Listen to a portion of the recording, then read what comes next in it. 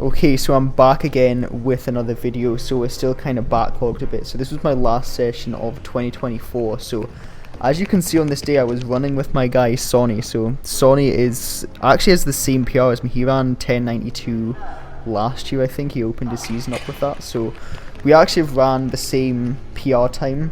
His max velocity is definitely, I would say, better than what mine is, and I definitely am more of like an acceleration merchant when it comes to sprinting.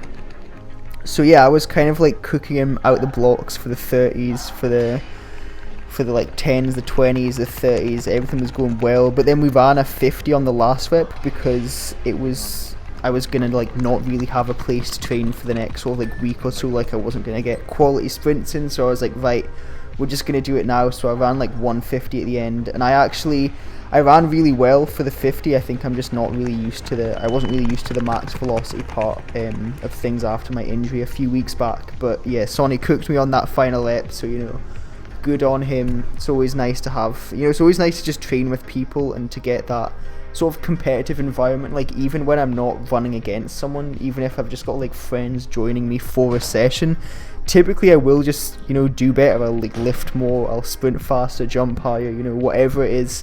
I will typically end up just being able to kind of go that extra mile with training and kind of bring that intensity compared to when I'm alone typically. Although I have had some like crazy outlier sessions when I've been on my own where I've like somehow managed to just like bring that kind of adrenaline and that kind of like crazy performances, but it's very few and far between, and I feel like when you're with people it's a lot more consistent.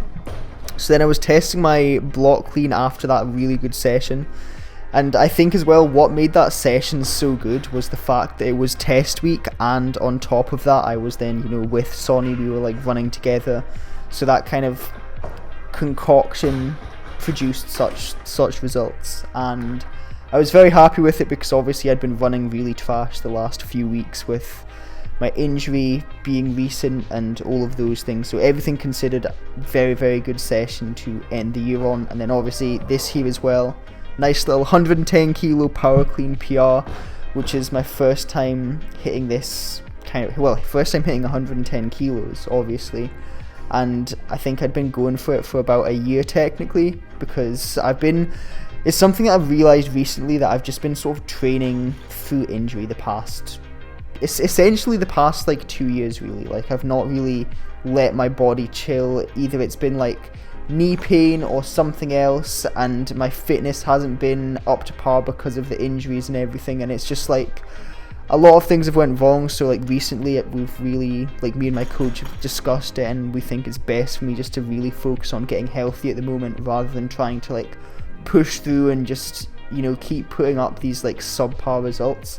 I'd rather kind of take my time with it, open the season later, and then hope that that's going to get me back to the level that I know that I can and know that I should be at as well. Like I'm at a point where like I've ran times that are like very similar like year after year, and I should be seeing progress when I'm not, and I think it is just the fact that I've just been training like a bit of an ass at times. Well, not at times, for the past 2 years I guess. So yeah, a lot of things have gone back to the drawing board. As I said in last week's video, I don't know if I mentioned it in last week's video, but I do want to start doing like weekly vlogs of my training. I think that's like maybe more interesting, and it should lead up well with kind of prep, I guess, for outdoors, which, as I say, I'm going to be opening up a lot later than I usually do, so that should be interesting.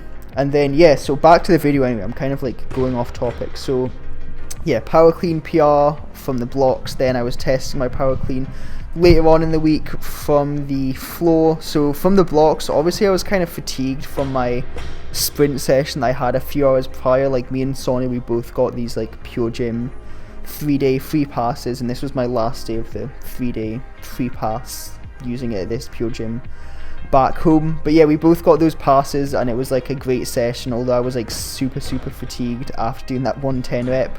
I was going to test my back squat as well. I honestly don't think my knees were ready for that, so it's a good thing I didn't do that. But I really did want to just test it to just see where I was at. and yeah, I didn't end up doing that. I just did some accessories and then called it a day, because I was feeling kind of very fatigued. And I think especially after like such good sprint sessions, such good lifting sessions, sometimes it's better just to take the wins and then just focus on recovering for your next training session. So as you saw, the next training session, or next like hard training session, I guess, was the power cleans, and those went well as well. 110 kilos from the floor with a really nice catch as well. Like I know that I could have done more weight than that. Like for sure I could have done like maybe 115 kilos, I don't know, more even potentially, but yeah, I was just like, feeling myself, and then I just felt a slight adductor tweak, just injury after injury. I swear I'm just like, I just don't have the capacity to recover from the training that I'm doing when I should have the capacity, because it's like the workouts are spaced out in such a way that it's like, it just makes sense that I should be able to recover from the kind of volume that I'm currently doing. And it's, it's annoying, but it is what it is, right? It's like, I just didn't have the foresight to realize, okay, yeah, this is, I think it's hard to sometimes take a step back and look at what you're kind of currently doing through a different lens. And it was only upon kind of listening to one of my coach's podcasts that I kind of realized, like, right, my training hasn't been great because I've not built the capacities to work. And it's something I did so well in 2022.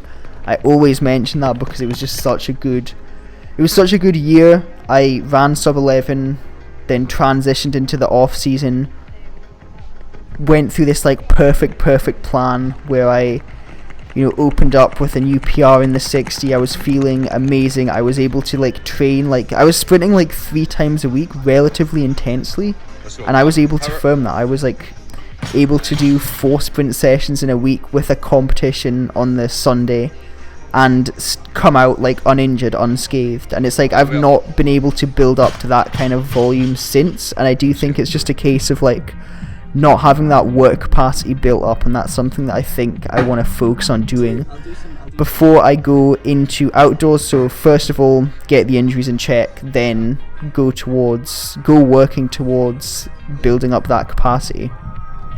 Again, I'm kind of like going off topic, kind of rambling. I feel like that's sometimes how these videos just end up going.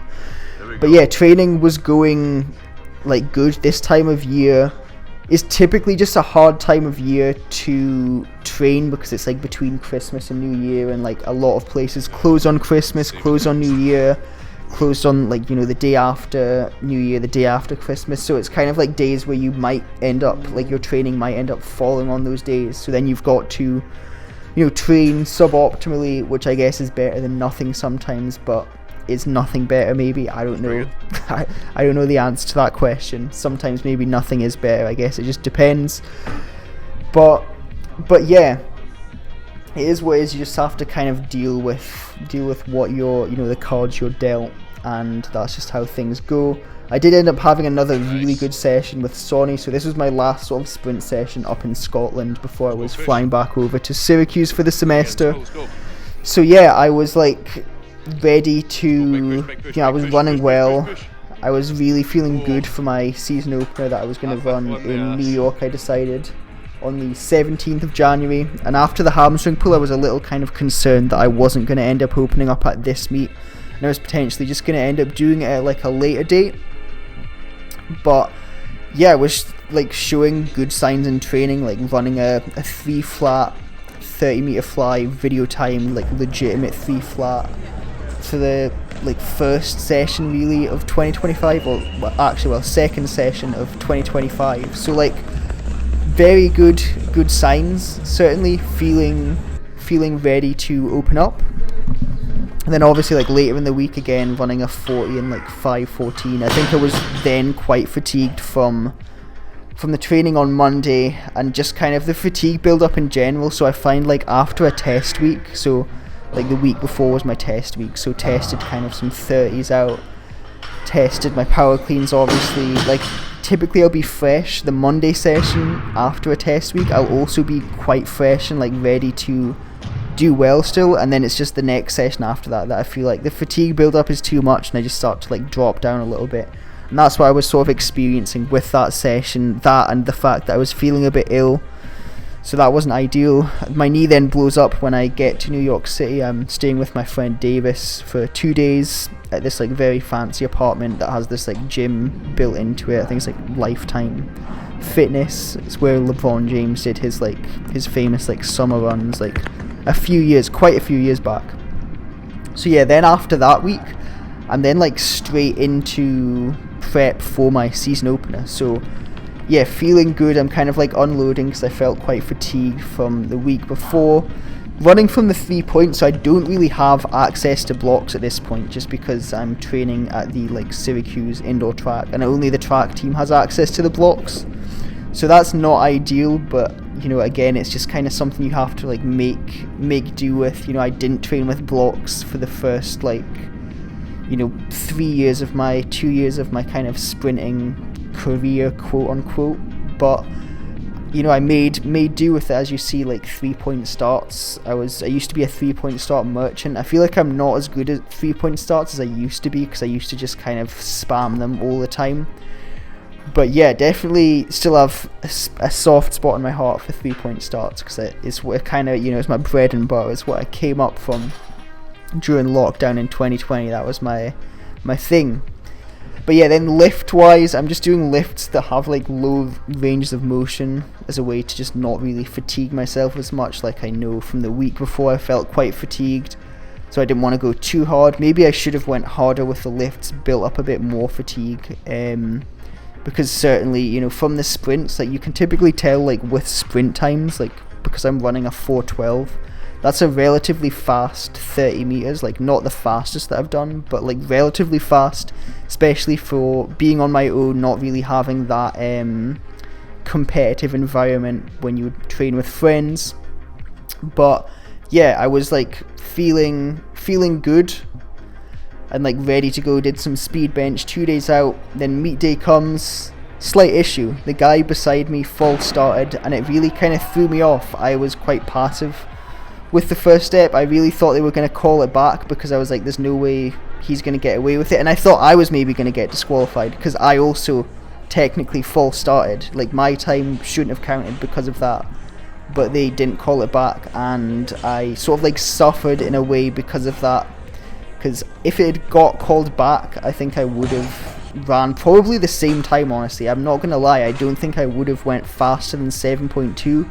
Maybe it would have been like a 7.24, but you know, indicative of kind of the shape that I am in currently, you know, at this time, I guess. And I think it is just a case of like, I've not really had an amazing sort of off season. I was like dealing with injuries at the start of the off season, tried to kind of, you know, not cure them, I guess, but tried to like fix the injuries, and then I really wanted to kind of like open up very quick, and I kind of paid the price for it, right? Like I've ran bad, and yeah, just not really, you know, like subpar performance, not happy with it at all. But that's just, you know, it's just the way things go. I've now at least realized my errors, and I can, you know, correct things and do better for my outdoor season opener now. But we'll have my full recap of indoors coming soon, so be on the lookout for that. That'll be like the next video. It's just going to kind of be the training that I did for the next 2 indoor meets before I shut it down. So yeah, I hope you enjoyed this video. Again, it's just like 14 minutes of me yapping pretty much, and kind of going off on a tangent quite a lot as well. So hopefully there's like some useful gems in there somewhere. Honestly, I'm not sure if there is, but yeah, thank you for watching, and I shall see you in next week's video.